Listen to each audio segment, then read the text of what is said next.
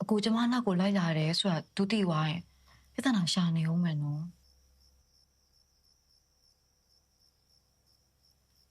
မြို့ကိုတို့လက်ထပ်အောင်လေဟိုဒုတိယအိမ်တောင်ဆိုတာယူမပေးခြင်းပေမဲ့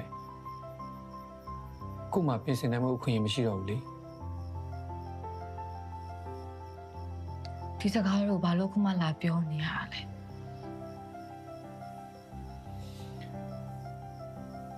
ကိုသူ့ကိုကွာရှင်းဖို့အတွက်ကြိုးစားနေကြတာအရင်ကြာနေပြီ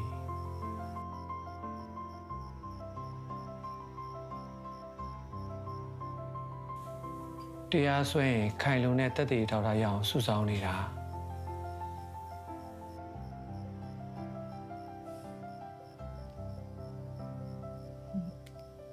ကျမသူ့ပေါ်မှာ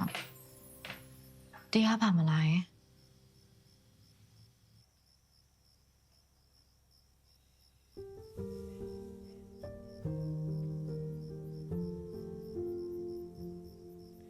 တကယ်တော့လေမြို့ကကိုယ့်ရဲ့ဘဝကိုကယ်တင်နေရပါနင့်မြုပ်နေတဲ့ကိုယ့်ရဲ့ဘဝကြီးကိုမြို့ကကယ်တင်ပေးနေတာပါ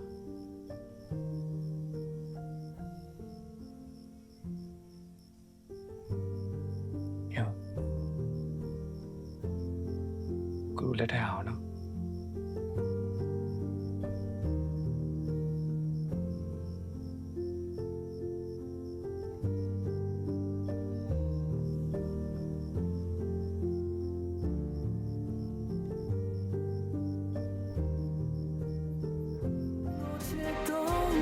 变切都